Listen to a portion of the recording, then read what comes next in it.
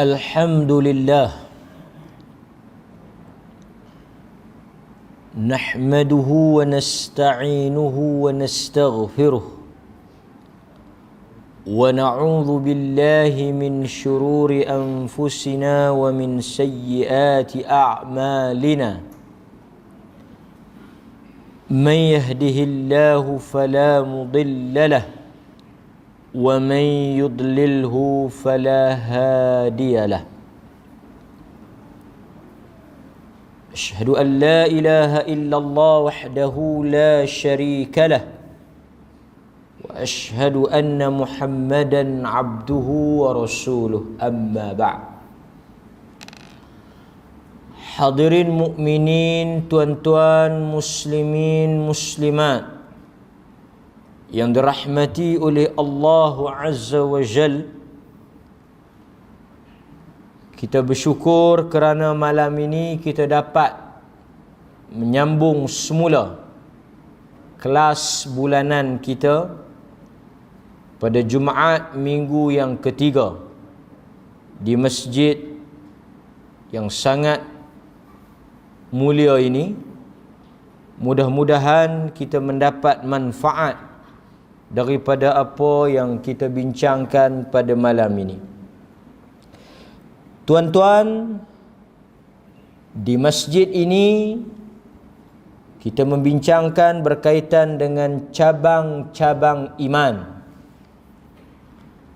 yang dikarang dan disusun oleh Al-Imam Al-Baihaqi rahimahullahu ta'ala. Sebahagiannya telah kita sebut. Para ulama menyatakan iman adalah qaulun. Iman adalah perkataan. Seperti mengucap dua kalimah syahadah. Itu termasuk daripada iman dari sudut qaul, perkataan. Qaul tu maksud perkataan. Sebab itu apabila orang bertanya kepada kita, adakah kita ini orang yang beriman, kita wajib menjawab kita adalah orang beriman. Sehingga kan para ulama meletakkan suatu bab larangan menyebut insya Allah di dalam soal iman.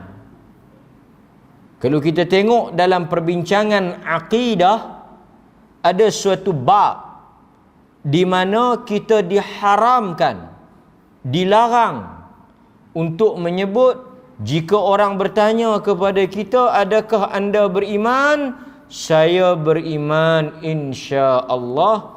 Ucapan ini antara ucapan yang menyelisihi Al-Quran. Kita tak boleh sebut kata kita beriman insya-Allah. Kita kena jawab dengan yakin. Iman soal yakin. Artinya kita kena kata kita beriman. Soal sama ada iman kita itu kuat, sempurna, mantap, itu soal lain. Tapi yang pertama, dari sudut kita beriman ataupun tidak, kita kena kata qul amantu billah. Katakanlah engkau beriman kepada Allah. Sebab iman ada turun, ada naik. Itu perkara lain. Kedua, iman disebut oleh para ulama Ahlus Sunnati wal Jamaah. Perkara yang kedua yang berkait dengan iman adalah fi'lun ataupun amal. Qaul wa amal, iaitu melalui perbuatan. Iman dia ada perkataan dan dia ada perbuatan. Jadi malam ini salah satu daripada sebab itu, tuan-tuan, kalau kita tengok sebelum kita nak masuk cabang yang kita pilih malam ni, Nabi sebut apa? Al-iman dalam hadis yang diriwayatkan oleh Imam Muslim. Al-iman bid'un wa sab'una syu'bah. iman itu ada 70 cabang. Al-Imam Al-Baihaqi rahimahullah dalam kitab dia senaraikan 77 cabang, lebih kurang lah. Nabi kata iman tu ada 70 cabang. Yang paling tinggi a'laha, ataupun dalam sebahagian riwayat dia guna perkataan afdaluha, yang paling tinggi apa dia? Qaulun, ucapan la ilaha illallah. Maksudnya itu iman dari sudut apa? Perkataan. Qaul. Pasal itu Nabi sebut kita tak boleh bunuh orang yang mengucap. Ada sahabat dia bunuh, Nabi marah. Kita pernah baca hadis dia kan, ada satu orang sahabat dalam perang, kawan tu mengucap, dia bunuh. Nabi kata, aqatalta man qala la ilaha illallah, adakah engkau membunuh orang yang mengatakan la ilaha illallah? Dia kata, khaufan min sayfi. Dia sebut dalam keadaan dia takut aku bunuh dia. Bukan betul-betul dia nak beriman, dia bohong. Dia takut sebab aku angkat pedang, dia mengucap. Nabi kata tak boleh. Asyaqaqta an qalbah, adakah engkau belah dada dia? Siapa yang sebut la ilaha illallah, maka telah selamatlah. Nabi kata asama minni, telah selamatlah dia, darah dia, maruah dia daripada kita. Jadi yang pertama Nabi kata qaulun la ilaha illallah. Itu yang paling tinggi sekali. Wa adnaha, yang paling rendah. Yang tadi dari sudut qaul, perkataan. Kategori yang pertama perkataan. Yang kedua Nabi kata yang paling bawah, yang paling rendah, imatatul adha anit tariqa, iaitu membuang sesuatu yang mengganggu di tengah jalan, tariq. Yang tu dia kategori apa? Tuan-tuan nampak ada satu benda ganggu, halang, kacau, tuan-tuan turun kereta, berhenti motor, pergi ambil, tahu. Yang tu dalam bahagian apa?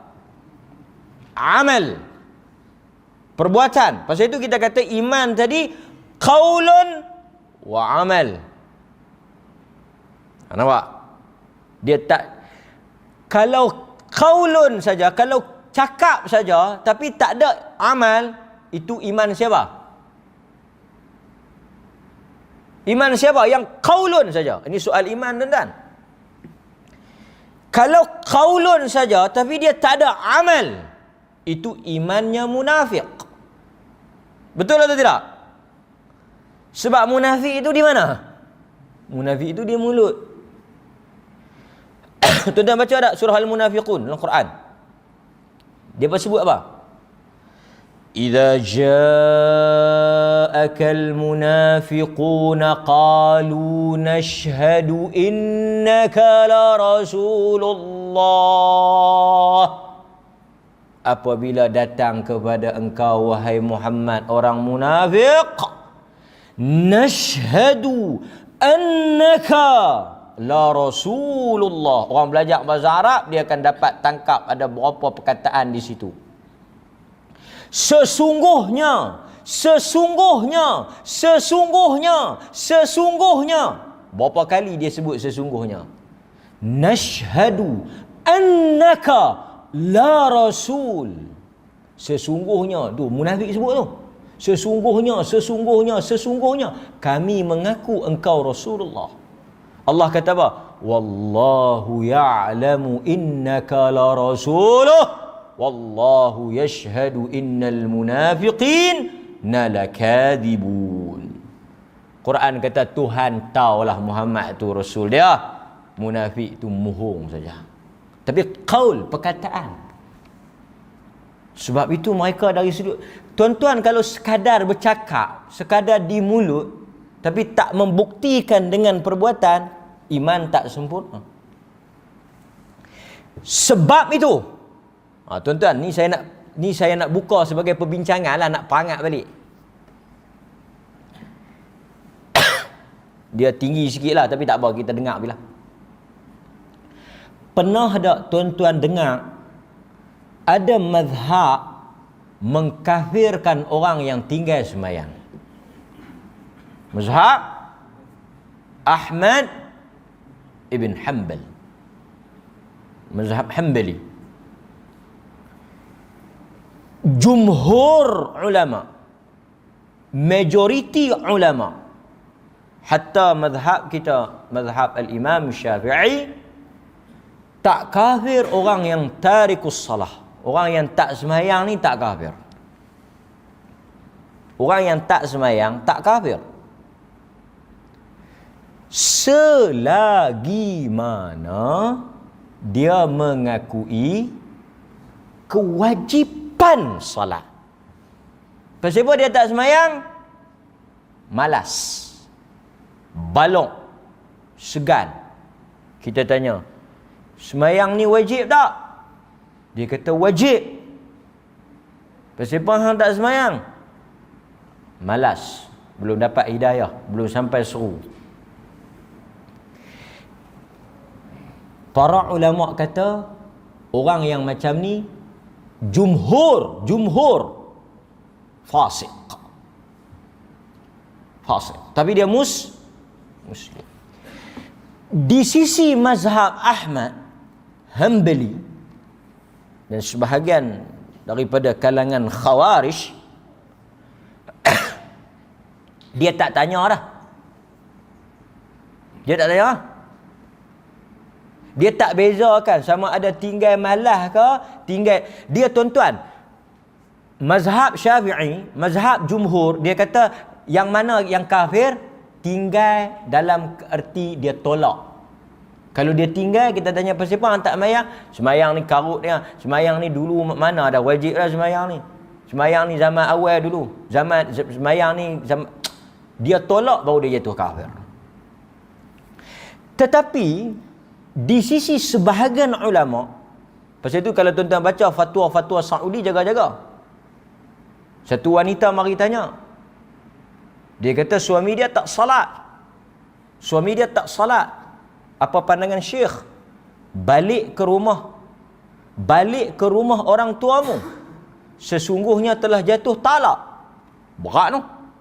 Dia tanya apa keadaan rumah tangga dia, sebab suami dia orang yang tak salat.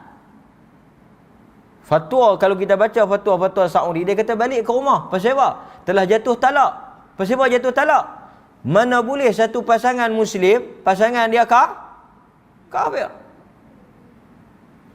Oh, berat. Bagi mereka, kita nak cerita ni, bagi mereka, baru kita pergi cabang lagi. Pasal cabang tu dia kena faham yang ni. Kalau tak faham pokok, payah nak faham cabang. Bagi mereka, iman mesti ada bukti. Bukti tu amal. Sebab kalau kita kata sekadar cakap beriman, siapa dia yang kata beriman? Tidak lain dan tidak bukan di antara makhluk yang mengaku beriman. Syaitan. Syaitan beriman ke tak? Dia mengaku. Dia doa ke Allah. Dia beriman. Maka sebab itu tuan-tuan akan tengok golongan. Sebab itu tuan-tuan, adanya satu golongan yang dia panggil Murji'ah. Murji'ah ni apa? Tu saya kata dia agak dalam sikit. Murji'ah ataupun fiqratul irja' menafsirkan, tuan-tuan dengar, di sisi Murji'ah, iman hanya di hati. Murji'ah artinya satu orang kalau dia mengaku dia beriman, dia tak buat apa pun, no problem. Murji'ah terkeluar daripada ahli sunnah. Murji'ah ni yang dia kira mengaku, dia kira kalau kawan tu kata dia beriman, dia tak semayang, dia tak puasa, dia tak tutup aurat apa semua, no problem. Yang penting hati dia mengaku. Yang ni kita panggil murji'ah ataupun fiqratul irja', pemikiran irja'. Irja' ni apa? Tak ada apa, dia beriman, janji dia beriman, tapi dia tak semayang, tak apa, dia mengaku dia beriman. Tuan-tuan mungkin rasa ada ke pok ni? Ada. Pok yang macam mana? Ni kalau tuan-tuan dengar yang ni kita panggil murji'ah. Tapi jangan duk kata lah, kadang-kadang dia pun tak tahu kita dia murji'ah. Manusia ni kadang-kadang dia tak tahu dia murji'ah, tapi dia murji'ah.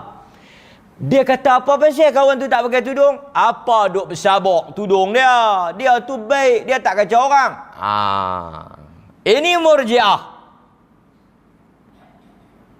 Murji'ah ni kelompok yang tak semayang, tak apa. Bagi dia no problem. Tak tutup aurat, tak semayang, minum arak. Yang penting hati mau baik. Yang ni murji'ah. Buah murji'ah. Sebab apa? Tuan-tuan, tak semayang okey ke? Ada pemahaman ni. Pemahaman dia ni walaupun tak tutup aurat, dia ni walaupun tak semayang, dia ni walaupun macam ni, tapi hati dia baik. Dia beriman. Mana boleh? Tak apa. Mana boleh satu orang dalam masa yang sama dia mengaku dia beriman kepada Allah, tapi dia tak tutup aurat. Dan adakah tak tutup aurat tu tak apa? Kita kata tak apa, sebab dia tak kacau orang. Menunjukkan apa? Akhirnya iman itu hanya perlu mengaku dari sudut praktikal, dari sudut amalan tak ada. Yang ni murji'ah. Ahlus sunnah dia bukan sekadar qaul, dia bukan sekadar kata, dia bukan sekadar lah hati. You must prove it, you must buktikan. Kena ada bukti. Bukti dia kena sembahyang. Kalau hang mengaku beriman, mana dia? Apa pasal tu Nabi kata ahdul ladzi bainana. Ni Nabi kata. Dan tuan-tuan nak faham macam mana? Hadis Nabi ni tuan-tuan nak faham macam mana? Ahdul ladzi bainana wa bainal kufri tarkus salah. Yang membezakan kita orang beriman dengan orang kafir, apa dia? Tarkus salah. Hindu tak semayang, kita pun tak semayang. Tak tahu kita nak kata, tak ada beza. Ada beza. Kita kata hang semayang tak? Tak. Hindu tu pun tak semayang, kita pun tak semayang. Ada beza tak? Ada. Kita beriman, dia tak beriman. Macam mana hang kata hang beriman? Macam mana kita nak tahu dia beriman? Pasal itu mazhab ini mengatakan meninggalkan salat di sisi mereka kafir kerana dia telah meninggalkan amal. Ini saya bukan kata saya sokong. Saya cerita perbahasan ulama dari sudut ni, perkataan dengan perbuatan. Pasal itu jangan main-main perbuatan ni. Dalam Quran dia kata apa? Tuan-tuan duk kaji baca Quran, tuan-tuan tengok perkataan iman dia kembang dengan apa? Illal ladzina amanu. Betul? Illal ladzina amanu wa amal. Tengok. Illal ladzina amanu wa amilus salihat. Iman, salat kembang dengan zakat. Wa aqimus salat wa atuz zakah. Allah dengan kiamat. Yu'minuna billahi wal yawmil akhir. Iman dengan amal. Illa alladhina amanu wa amilus salihat. Sebab itu Allah diatur rukun Islam syahadah. Lepas tu mendirikan salat. Lepas itu Nabi kata salat tu tiang. Dan macam mana kita nak ukur satu orang Muslim hanya di mulut, hanya di hati, hanya perkataan, tapi tak ada dalam amalan? Sebab itu Abu Bakar As-Siddiq memerangi orang yang enggan mengeluarkan zakat. So tuan-tuan, sebab itu kita pergilah pada cabang ni. Cabang kita hari ini disebut oleh Al-Imam Al-Hafidh Al-Baihaqi rahimahullahu ta'ala iaitu apa dia? Cabang, ada cabang perkataan dan cabang perbuatan. Malam ni cabang kita cabang perbuatan. Apa dia? Bila kita kata cabang perbuatan, dia maksudnya amalan kan? Amalan.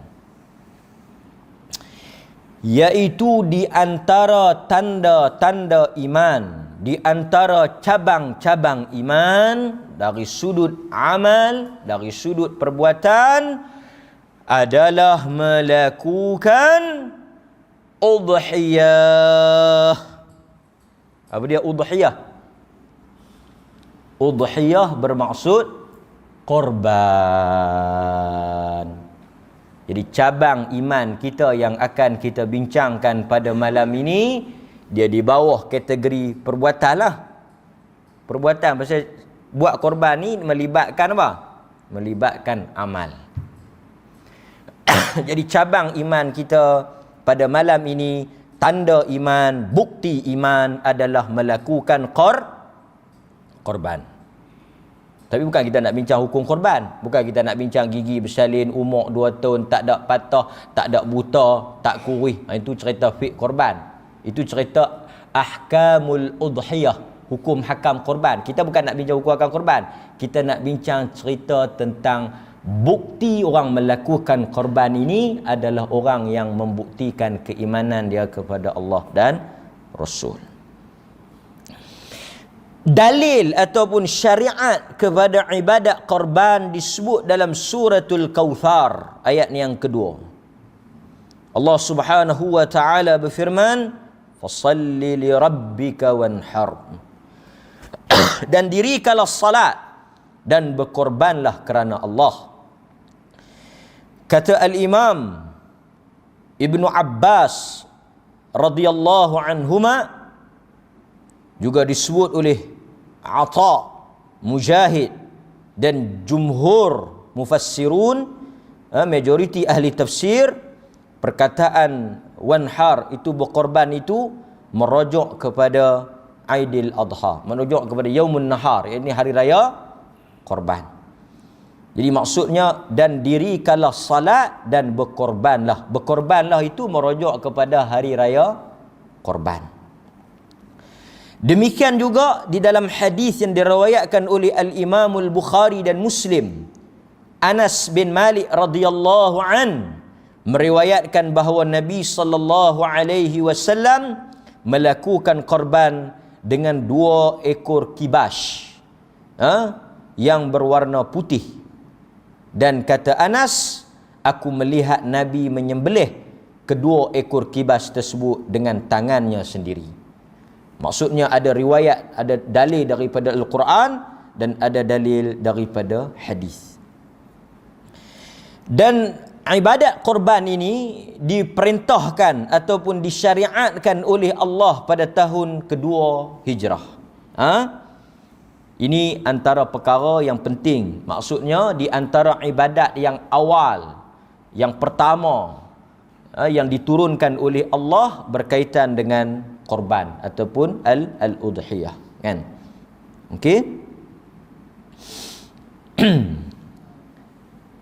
Kemudian kita tengok sedikit perbincangan para ulama berkaitan dengan hikmah ataupun pengajaran di sebalik pensyariatan ibadah korban. Satu, menghidupkan ajaran dan sunnah Nabi Ibrahim alaihissalam dan juga meneruskan tradisi dan sunnah Nabi besar kita Muhammad sallallahu alaihi wasallam. Peristiwa ibadah korban ini sangat dekat dengan peristiwa perintah Allah kepada Nabi Ibrahim dan juga anaknya Nabi Ismail.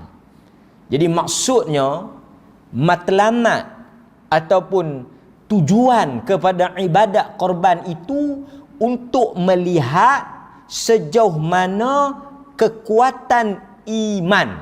Nampak? Dia berkait dengan iman. Sebab apabila Ibrahim cerita pada Ismail, kata Allah, gambarkan dalam mimpi, sembelih dia, Allah nak test. Dan tuan-tuan, memang Nabi Ibrahim ni tak sunyi daripada ujian. Saya selalu sebut, korban ni sangat berkait dengan pertarungan perasaan. Dia soal perasaan. Kasih seorang ayah terhadap anak. Anak tu pula dahlah payah bulih. Anak baik pula. Kalau anak jahat, Tuhan tak suruh pun kita sembelih. Betul tak betul? Budak ni aku sembelih sekejap lagi. Anak yang taat, anak yang patuh, anak yang saleh, anak yang dikasihi, anak lelaki. Sebab itu korban, dia tak melihat kepada daging, dia tak melihat kepada haiwan, dia melihat kepada iman. Soal iman. Sebab itu Al-Imam Al-Baihaqi memasukkan berkorban ni sebagai cabang daripada cabang-cabang iman. Orang yang melakukan korban, dia bukan menyembelih kambing tu, dia bukan menyembelih lembu tu. Apa yang dia sembelih? Tuan-tuan, apa yang dia sembelih? Seseorang yang melakukan korban, pertama dia sembelih apa? Dia sembelih sifat tamak. Tu sembelih tu. Jangan duk nampak ke kebau lembu tu. Kebau lembu tu tak ada apa, itu perkara biasa. Tak korban pun kita sembelih hari-hari. Tapi orang yang buat korban ni, dia sembelih ketika mana dia tengok orang sembelih lembu tu, dia telah sembelih tamak. Dia telah sembelih sayang harta, dia telah sembelih ego, dia telah sembelih kedekut, dia telah sembelih perasaan dia. Kerana siapa dia sembelih tu? Kerana perintah Allah. Tapi kalau dia tak boleh buat, tuan-tuan biasa pergi dah umrah. Masa tahallul tu, yang paling afdal buat apa? Yang terbaik buat apa? Buat apa? Cukur. Tuan-tuan, saya bawa ramai dah. Dalam duk habaq, berapa kali Nabi doa ke orang cukur? Nabi doa kat orang cukur berapa kali? 3. Dekat orang guntin? Dekat orang guntin? Sekali. Allahumma rahamna muhallaqin, rahmatlah orang cukur, rahmatlah orang cukur, rahmatlah orang cukur. Yang gunting tanya, yang gunting macam mana? Mudah-mudahan bolehlah satu. Wal muqassirin, depa cukur tak? Tak cukur. Sayang, huduh, buruk, tak elok, lekeh, tak mau, gunting sikit. Tuan-tuan, dalam banyak bulu yang ada dalam badan kita, pasal apa Tuhan pergi suruh cukur bulu tu? Ni kadang-kadang kita buat ibadat ni, benda kan tahu falsafah apa pun. Pasal apa Tuhan? Tuhan dia tak duk dia suruh pergi cukur rambut pasal apa? Kita ada bulu ketiak, kita ada janggut, kita ada misai, banyak bulu ni. Pasal apa dia pilih rambut? Tuan-tuan, mahkota manusia. Rambut ni mahkota manusia. Artinya satu orang dia sayang, pasal itu tuan-tuan kita keluar, kita sikat ada tuan-tuan sikat rambut bulu ketiak. Sikat rambut tak nak. Rambut ni kita jaga, basuh, shampoo, lambang kejantanan, lambang kesegakan, kehandsoman. Rambut. Tuhan kata, kerana aku sekali cukur nak tengok. Kerana Tuhan mai kita cukur sudah. Tak cukur. Dia dah tak apa Ustaz, tak cukur pun tak apa. Kita ambil syarat. Dok ni 3 kali, tak mau ke 3 kali doa Nabi? Tak mau. Kita kata 3 kali Nabi doa, tak mau. Tak apalah Ustaz, lain kali lah kita ambil doa Nabi. Sayang orang tengok dogoi pelik saya nak balik kerja, pelik buruk orang tengok wuduh lambat nak tumbuh rambut kepala tua ni. It test, small test fail. Small test fail, guys. Sikit punya test. Tak mau sayang. Sayang rambut lebih daripada doa Nabi. Macam mana nak test besar-besar? Pasal itu saya kata kadang-kadang kita hanya sembang. Tapi bila mai kepada titah perintah, mai kepada arahan, ketika itu baru kita nak tahu lima taqulu ma la taf'alun. Baru kita nak tahu sejauh mana kebenaran pengakuan kita. Hasiban nasi ay yutraku ay yaqulu amanna wa hum la yuftanun. Tak gunting, tak mau. Sekarang tuan-tuan, kita nak pergi sembelih. Dalam kita nak sembelih tu tuan-tuan, 700, 800, kita nak makan minyak mana? Sekilo pun kadang-kadang tak habis. Tapi kita buang. Bahasa kita boleh kita buang lah. Kita buang 700-800 pasal apa? Pasal ini merupakan titah perintah Allah. Kan? Itu satu. Kedua, ibadah korban termasuk daripada syiar agama. Kita selalu duk sebut syiar agama ni. Syiar ni maksudnya lambang kemegahan agama. Apa dia lagi syiar agama? Dan syiar ni kita disuruh tunjuk, disuruh tayang. Azan, laungan azan. Tu syiar. Salat tu syiar. Pasal tu kita disuruh tunjuk. Pasal tu Nabi salat raya di tanah lapang. Nak tunjuk syiar. Salah satu syiar ibadat korban. Jadi orang yang melakukan korban, dia telah membesarkan syiar agama. Allah Subhanahu wa taala sebut apa dia? Dalam surah Al-Hajj ayat 36. Dan telah kami jadikan untuk kamu unta-unta itu sebahagian daripada syiar Allah, untuk kamu memperolehi kebaikan yang banyak padanya. Sebutlah olehmu nama Allah ketika kamu menyembelihnya dalam keadaan berdiri dan telah terikat. Ini cara kita nak sembelih unta. Sembelih unta ni dia pelik. Dia sembelih dalam keadaan berdiri. Dia tak payah perabah. Pasal tu mai Malaysia, dia pun nak perabah unta. Unta pun naik pening. Unta ni dia berdiri, kita ikat sebelah kaki lah. Lepas tu kita akan sembelih. Dia bukan gaduh perabah. Nak perabah unta, kita perabah dulu. Kemudian Allah kata apa? Demikianlah kami telah menundukkan unta-unta itu kepada kamu. Mudah-mudahan kamu bersyukur. Dan tuan-tuan tahu tak? Ibadah korban kita buat harga 700. Agak-agak tuan-tuan yang kita duk sedekah 700 ni ada tak sama? Ulama bincang tau. Ulama kata kita sedekah 700, kita tak buat korban, kita sedekah 700. Dengan kita buat korban, kita bayar 700, di sisi Tuhan tak sama dia punya nilai. Kata Al-Imam Ibn Al-Qayyim rahimahullahu ta'ala, menyembelih korban lebih afdal, lebih besar pahalanya di sisi Tuhan daripada kamu memberikan sedekah walaupun sama nilai dengan haiwan korban tersebut. Kerana jika seseorang itu bersedekah untuk menggantikan kewajipan penyembelihan, dia tidak menyamai dengan keutamaan melakukan korban. Besarnya korban tu, walaupun pada nilainya, yang ni saya sedekah 700 juga, saya beli lembu pun 700 juga, tak sama. Sebab yang tu korban, yang tu tumpah darah kerana Allah. Yang 700 ni walaupun duit, walaupun sama nilai, tapi di sisi Tuhan ada beza. Kerana yang ni termasuk dalam syiar agama. Itu apa yang disebut oleh para ulama. Kan?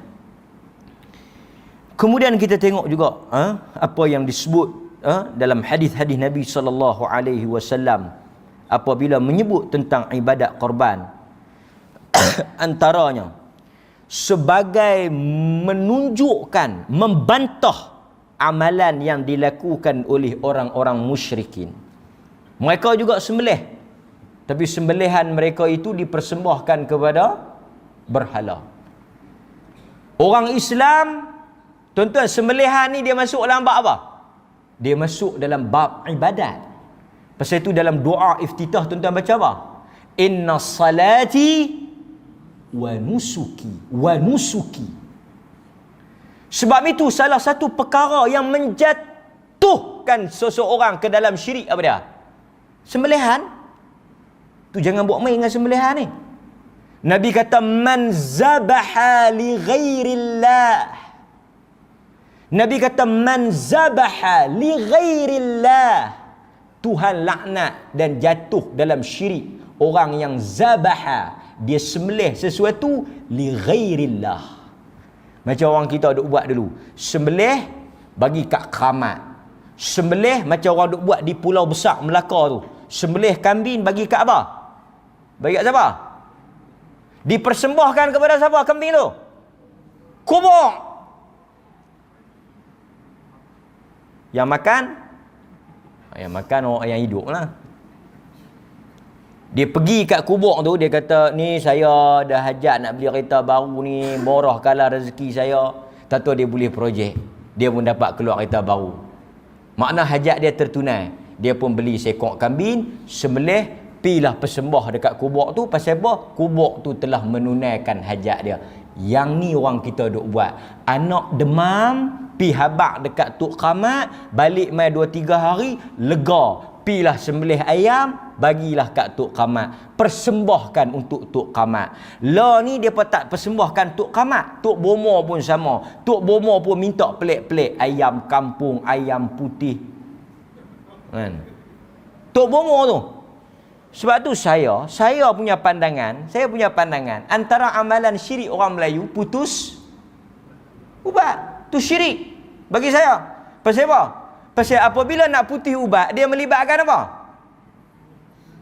Libatkan apa kalau putih ubat? Lekeh ayam putih bulu kuning. Dia minta ayam mas kau.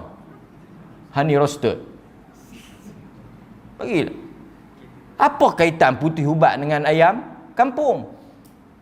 Kan? Tuan-tuan kalau pi mana-mana Tok Bomo, habaq kata ni nak lega ni, nanti kena mai pula bagi putih ubat. Kalau tidak dia mai pula penyakit. Sahih dah jenis karut ni, setan ni. Sahih dah jenis setan ni. Pasal apa? Yang mai du ikat putih ubat, mai sembelih, mai persembahan ni, ini semua memang terlibat dengan khurafat, tahyul. Jaga-jaga. Tapi lah ni zaman moden, orang tak ada dah. Orang tak percaya ada benda-benda ni semua. Orang pergi klinik, orang pergi hospital, orang doa dengan doa ruqyah, kan? Tak tahu aku ada lagi sembelih kambing ni, kan? Okey. Sekarang kita tengok sikit penekanan kepada ibadat korban ni. Kita tengok. Okey, sekarang kita nak bincang ni. Ni peluang untuk tuan-tuan lari. Okey. Peluang nak lari ni, peluang tang mana? Bila kita bincang hukum. Tadi kita bincang kena buat bukti iman.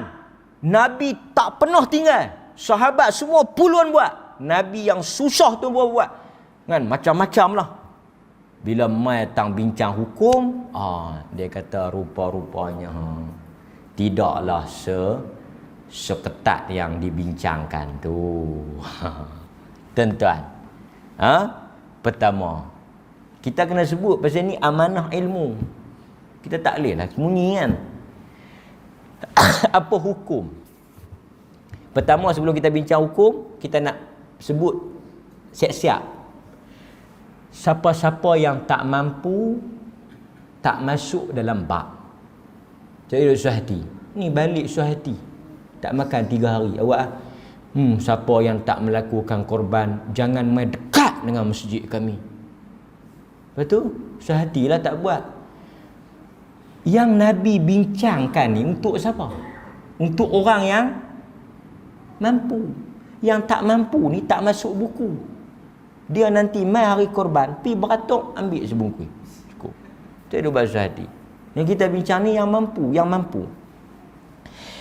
Tuan-tuan, dari sudut hukum, melakukan ibadat korban di sisi mazhab, antaranya jumhur menyatakan ia hanyalah sunat muakkad. Sesuatu yang sangat muakkad, takkid, sangat-sangat dituntut. Tetapi dia tidaklah pergi kepada wajib. Lepas tu dia nak bagi tenang lagi hati dia. Dia pun tanya, tak berdosa lah maksudnya. Ya, tak berdosa. Dia semakin tenang. Semakin tenang. Sebab apa? Dia telah menemui cahaya di hujung lorong. Tadi dia kata, entah dah aku 700, ustaz pun 3-4 kali duduk keling ke aku ni. Hei, macam nak suruh buat. Tiba-tiba bincang sunat muakkad. Dah sunat muakkad, tambah pula aku atas. Tak wajib. Tapi saya lah tuan-tuan, saya lah. Kita bukan nak bincang hukum, tapi saya lah, saya. Ulama, tuan-tuan, pasal apa ulama tak pergi kata wajib? Tuan-tuan, ni saya nak sebut ni. Yang kata tak wajib tu, Al-Imam Syafi'i. Tapi tuan-tuan kena dengar habis. Jangan balik lagi. Dengar lagi. Masa muda dah lagi. Tak ada lari. Satu. Sesiapa yang mampu, dia tak buat hukum asal korban sunat muakkad. Di sisi mazhab Syafi'i, yang mampu, dia tak buat. Apa hukum dia? Makruh. Tuhan benci. Tak apa, dia ada juga pelapik dah. Tuhan benci bukan haram kan? Macam yang kita duk pelepah Allah. Makruh kan haram. Kita kata makruh ni makan benda-benda busuk ni tak apa, bukan haram. Makruh ni faham tak apa? Tuhan benci. Kita kalau sayang pada satu orang, kita akan buat benda yang dia benci. Kita akan buat benda yang dia suka. Tanda sayang, buat apa yang dia suka, tinggal apa yang dia benci. Itu tanda sayang. Pasal itu orang yang sempurna iman, orang yang dia cinta, apa yang Tuhan cinta, dia benci apa yang Tuhan benci. Nampak? Al-Imam Syafi'i dan imam-imam yang lain, bila mereka bincang hukum, mereka adil tau. Pasal apa mereka tak pergi kata wajib? Pasal nas terbuka kepada perbincangan. Antaranya seperti hadis Nabi kata, sesiapa yang nak berkorban. Bila Nabi kata hak tu? Berkait dengan apa? Sesiapa yang nak berkorban. Berkait dengan apa? Berkait dengan kerak kuku. Sesiapa yang nak melakukan korban apabila dia nampak anak bulan 1 Zulhijjah, janganlah dia mencabut bulunya dan memotong kukunya. Tang mana dalam ayat tu yang tak boleh kata wajib? Tang mana? Ni tuan-tuan nak istinbat hukum ni. Ni nak ajak istinbat hukum. Tang mana? Tang mana dalam ayat perasa hadis tadi ni yang ulama kata, tengok. Tak boleh kata wajib pasal ada perkataan ni. Perkataan apa? Sesiapa yang nak. Artinya Nabi hin dia sesiapa yang nak. Artinya dia terbuka kepada siapa-siapa yang tak nak, tak perlu. Di atas ayat itu, ulama yang adil dan amanah ni tak berani nak pergi kata wajib. Pasal Nabi pun seakan-akan memberikan apa? Pilihan. Ini kita bincang dari sudut apa? Istidlal, dari sudut dalil. Tapi tuan-tuan tahu tak perkataan Al-Imam Syafi'i ini bagi orang yang mampu tak buat ni? Al-Imam Syafi'i kata, walam urakhis. Aku tidak memberikan kelonggaran kepada siapa yang mampu untuk tak buat. Pada dia. Personally Imam Syafi'i kata apa? Walam urakhis. Aku tak bagi uzur, aku tak bagi can, ataupun aku tak bagi excuse siapa yang mampu tak buat. Pasal Nabi kata, siapa yang mampu dia tak buat, jangan dekat dengan masjid kami. Tuan-tuan, kalau benda tu tak wajib atau benda tu kecil, takkanlah sampai halau tak main masjid. Kalau benda tu kecil, benda ringan, benda remeh, takkanlah sampai hukuman dia jangan fala yaqrabanna. Jangan dekat dengan masjid kami. Dan tuan-tuan, salah satu soalan yang Tuhan akan tanya harta. Nabi kata tak berganjak 2 kaki anak Adam sehingga ditanya 4 benda. Salah satunya harta. Harta kamu. Harta ditanya apa? 2 soalan. Di bawah soalan harta ada 2 soalan. Min aina iktasabah? Tuan-tuan kena sediakan dua jawapan ni. Satu, daripada mana you dapat, source you mana. Yang kedua, wa fima anfaqah, ke mana you belanjakan, you spend pi mana duit ni. So tuan-tuan dah jawab dah. Saya dapat dari gaji saya dapat daripada sedekah, saya dapat daripada hadiah. Lulus. Sumber pas, sumber halal, sumber patuh syariah. Okey, sekarang kita nak pergi pada bab yang kedua. Soalan Tuhan apa dia? Pi kok mana? Saya buat rumah, saya beli kereta, saya beli baju, saya beli barang mah, saya tukar telefon, saya tukar sport rain, saya buh aircon, saya pergi bercuti, saya pergi makan angin. Tak sebut korban. Tak sebut korban. Tak sebut kat Tuhan. Dia tak sebut. Dia abang dia pergi berjalan. Dia abang dia pergi makan daging bakar belah Thailand. Dia abang kata dia pergi Turki. Dia tak habaq kat Tuhan dia buat korban. Taklah haram. Awak berdosa ke pergi berjalan? Taklah. Tapi tuan-tuan yang ni, artinya dia ada kelapangan lah. Dia ada kelapangan tapi dia tak buat. Ini benda-benda yang sepatutnya. Sebab itu saya kata, ini bukan soal hukum. Ini kalau kita nak bincang hukum, selesai dah. Sunat muakkad. Sebahagian kata wajib. Yang wajib itu tak kuat, minoriti. Geng zahiri. Tapi yang kuatnya, jumhurnya, majoritinya kata sunat muakkad.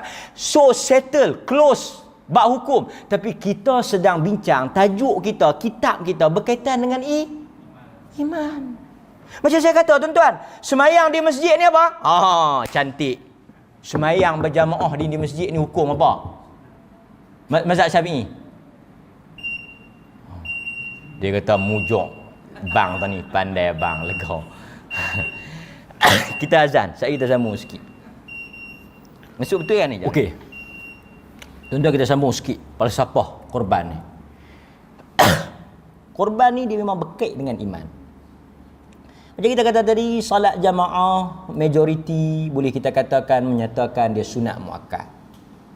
Pasal tu ramai yang tak mari masjid, bila kita tanya pasal apa tak mai sembahyang di masjid, jawapannya sunat muakkad.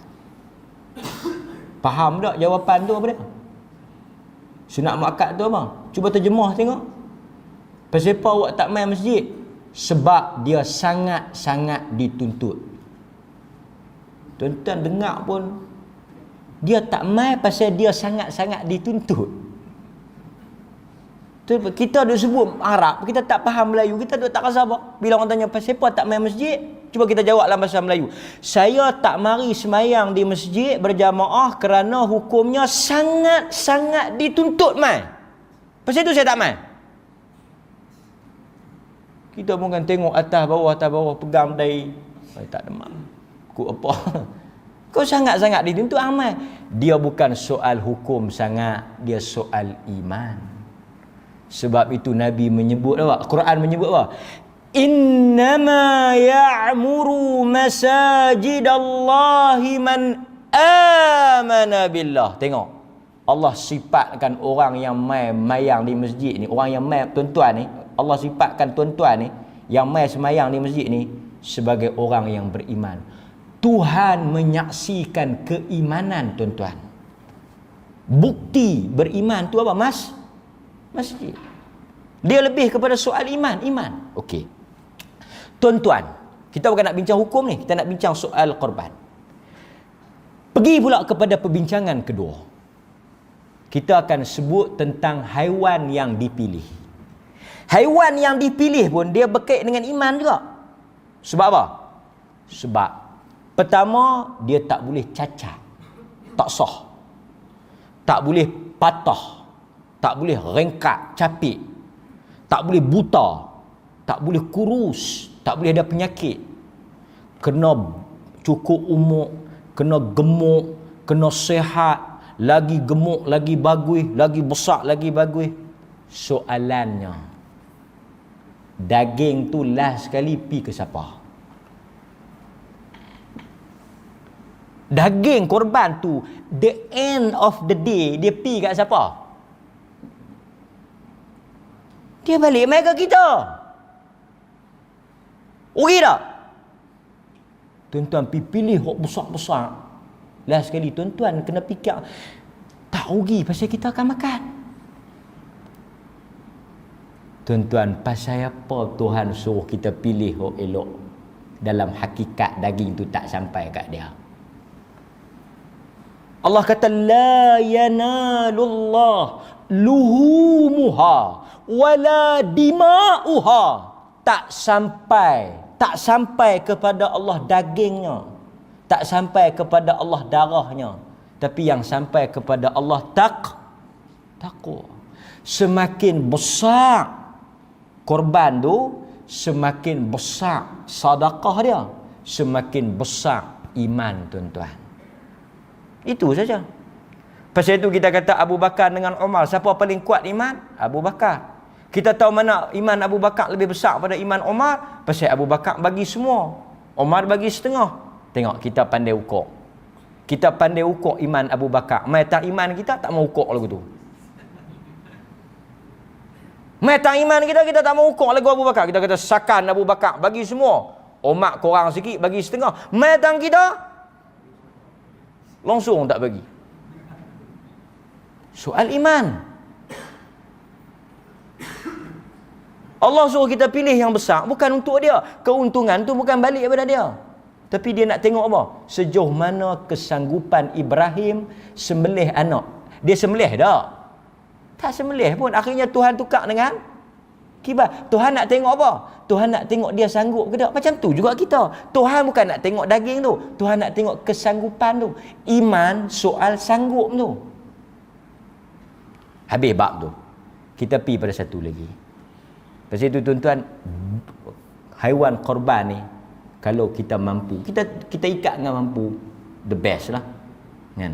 Pasal itu Nabi kalau kita tengok, dia akan pilih yang besar, yang bertanduk akran yang ada tanduk ni, qarn, yang tanduk dia sakan ni, kan? Pasal binatang ni tanduk tu dia menggambarkan kehebatan, kemantapan dia lah, kan? Pasal tu letak syarat-syarat tu detail. Pasal apa? Pasal yang ni bukan kita nak sembahkan daging tu, bukan kita nak pergi bawa daging tu ke Tuhan, bukan lagu orang-orang musyrik bawa kambing pitok depan tokong dah. Kita jangan duk faham ke tu. Bukan kita nak bawa lembu kebau pitok depan Kaabah ke dak. Tapi kita nak bawa apa? Yang kita nak bawa di hadapan Tuhan, iman. Pasal itu cabang iman.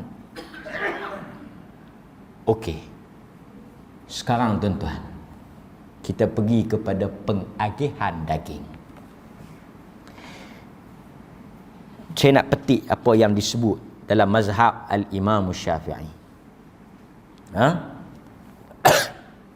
Kata Ibnu Hajar dalam Fathul Bari. Ibnu Hajar kata apa? Wa amma as-sadaqah minha fas-sahih annahu yajib. Kata Ibnu Hajar, dia kata wa amma as-sadaqah, dia kata adapun sedekah. Nanti tuan-tuan buat setumpuk, buat sekok, jangan duk pergi bakar habis pula sekok. Jangan duk pergi buat gulai habis sekok. Tengok ni. Adapun sedekah, kata Ibnu Hajar, dari daging korban, maka pandangan fasahih, maka pandangan yang sahih adalah wajib. Wajib, artinya wajib tu apa? Tak sah kalau tak bagi. Tak sah korban tu jadi apa? Jadi biasa. Jadi sembelihan biasa. Pasal tak cukup syarat. Salah satu syarat nak bagi sah daging korban tu, kena sedekah. Sedekah kat siapa? Jangan sedekah dekat kaum puak kita. Dia kata saya sedekah ustaz. Saya sedekah kat jiran saya. Yang pergi sedekah kat jiran macam jiran dia tuan-tuan bolehlah bagi. Kita kata baginya mana? Semua saya bagi habis atuk taman dia. Taman dia tuan-tuan, taman dia, nak cerita taman dia. Taman dia, kereta 2 biji dalam pos, depan 2 biji. Taman dia. Taman dia. Makna satu rumah paling kurang kereta 2 biji. Paling kurang. Taman mana ni? Tu taman hak yang tu lah. Artinya, kaya. Tak boleh. Disuruh kita bagi fakir miskin. Tak boleh simpan semua. Pasal korban ni ada tujuan. Korban ni untuk apa? Tuan-tuan, saya duk selalu sebut, kalaulah Tuhan buat korban ni untuk makan, tak payah korban lah. Kalau ni korban ni, apa tujuan korban? Untuk kita makan? Tak. Kalau jawab untuk makan, kalau semata-mata korban ni Tuhan buat untuk kita makan, tak payah buat korban. Pi merkit. Pi merkit. 38, 34. Pasal itu korban, ada orang tanya nak simpan. Saya kata betul, boleh simpan. Dulu tak boleh simpan tau. Dulu Nabi tak bagi 3 hari lah. Siapa simpan lebih pada 3 hari, tak buang. Pasal apa Nabi tak bagi simpan lebih pada 3 hari? Pasal masa tu sahabat duk sayang daging. Tuan-tuan jangan main-main, saya ada kes tau. Kawan tu masuk korban dengan saya. Saya duk selalu cerita. Dia masuk korban dengan saya. Saya kata boleh ambil sikit. Kena ambil juga sikit, sunat nak makan. Dia tak payah bagi semua. Saya bukan nak makan sangat, darah tinggi. Jangan ambil juga sikit. Sunat Nabi ambil. Nabi pun makan sikit, masak sikit makan. Hari kejadian. Merah daging. Merah daging. Dia tu ingat, tak apa saya ambil semua, saya sedekah sendiri. 360 baru nampak merah daging, dah pusing tajuk dah. Daripada nak sedekah semua, nak ambil semua. Pasal itu tak timbul soal kita nak simpan ni nak simpan buat apa? Kalau falsafah korban nak simpan, nak makan, betul sunat ambil simpanlah sikit, makanlah sikit. Tapi kalau semata-mata Tuhan suruh kita korban ni nak makan, nak simpan, hari-hari kita duk makan dah. Dia nak suruh kita buang tamak tu. Dia nak suruh kita sedekah. Pasal itu mazhab Syafi'i kata 1/3 wajib sedekah. Dalam kitab-kitab mazhab Syafi'i dia kata 1/3. Dalam An-Nawawi kata pada kadar yang wajar dianggap sedekah. Dia kata saya sedekah dah. Banyak mana? Ada 2 bungkus. Tak. Dan paling afdal yang paling terbaik, dia ambil sikit untuk buat sunat makan tu.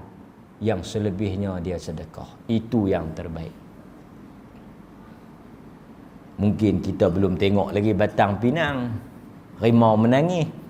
Lah kita dengar, tak apa Ustaz, insya-Allah. Tengok rimau menangis. Bila kita tak nampak daging, akal tak jenuh. Bila nampak daging, daripada berkobar-kobar nak sedekah, dia jadi berkobar-kobar. Yang ni kita boleh buat abuih, yang ni kita boleh bakar ni. Yang ni syok ni kalau buat. Dia mai tau. Pasal tu ini iman, ni soal iman. Soal iman.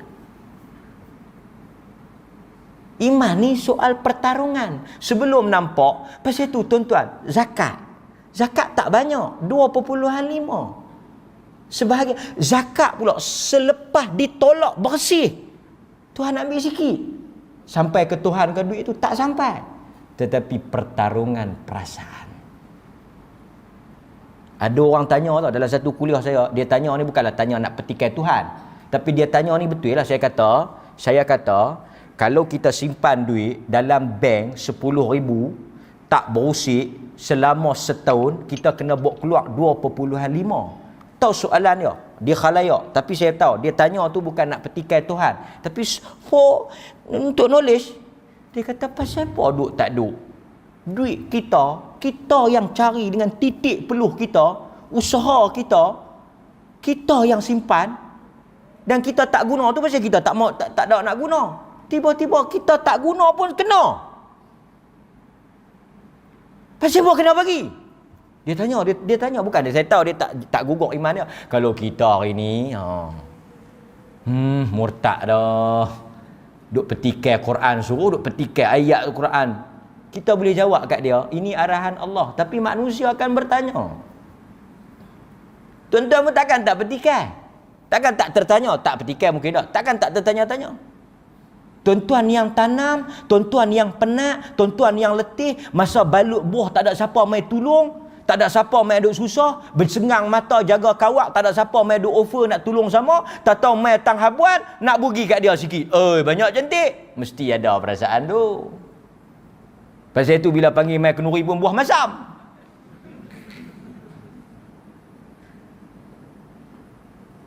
Buat juga kenuri tapi buah masam.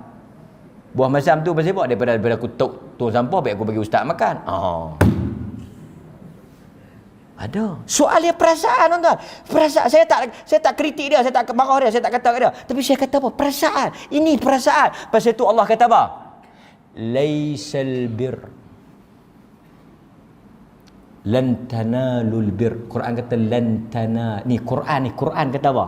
Kita nak tutup kuliah malam ni. Sama-sama kita muhasabah kadar iman kita. Sama-sama kita tengok sejauh mana kuatnya iman kita. Quran kata lan tanalul bir hatta tunfiqun mimma tuhibbun. Ayat ni turun, satu orang sahabat dengar, sahabat Nabi dia beling dengan kita kelaku.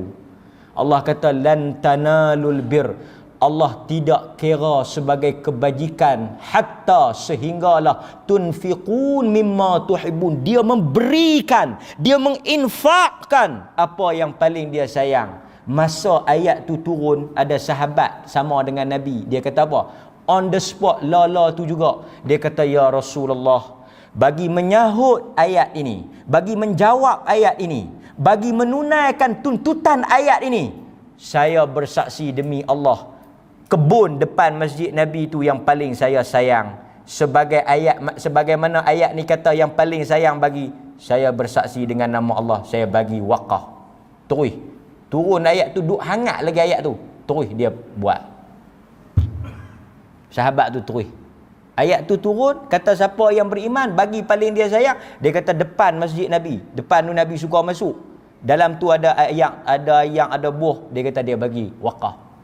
Pasal apa dia wakaf? Dia baru dengar ayat tu. Kita baca ayat ni daripada sebelum baliak, lepas baliak, khatam, menikah, tak tahu yang mana dah kita tunai. Pasal tu sahabat kata 10 tahun kami mengaji, 10 tahun kami mengaji, tahu surah apa yang habis? 10 tahun. Sahabat kata 10 tahun baru suratul Baqarah. 10 tahun baru suratul Baqarah. Pasal apa? Pasal mereka baca, mereka amal. Sahabat ni dia baca, dia buat. Tuan-tuan tahu Syekh Qutb sebut apa? Syekh Qutb sebut apa sahabat ni? Syekh Qutb kata sahabat adalah jilul Quran. Sahabat adalah Quran yang bergerak. Sahabat adalah terjemahan Quran. Terjemahan ni maksud apa? Apa yang Quran kata, mereka buat bukti dalam hidup. Sebab itu Quran menyebut sahabat ni sebagai radhiyallahu anhu. Kan? Mudah-mudahan kita belajar cabang iman ini, kita berazam jika tidak tahun ini, tahun-tahun hadapan kita semangat, insya-Allah ada kelapangan. Tahun ni mungkin dah terlambat lah. Pasal esok lusa lagi kan. Kita raya 8 ke 9 hari bulan. Bulan depan tuan-tuan. Kan? Tak ada lah. Kita nak apa? Nak cari duit apa semua tak ada lah. Tak apalah. Kan? InsyaAllah tahun depan kita akan buka tajuk ni awal tahun. Mereka duk buat salah ke ustaz. Habak pun dekat-dekat nak raya, nak terberak baru korek lubang, mana nak cari duit? Tak apa. Yang lepas kita biarkan dia berlepas. Usah dikenang. 2 tahun ke 3 tahun tetap kita akan sembelih korban insya-Allah. Wassallallahu ala nabiyyina Muhammad wa ala alihi wa sahbihi wasallam. Walhamdulillahirabbil alamin. Wassalamualaikum warahmatullahi wabarakatuh.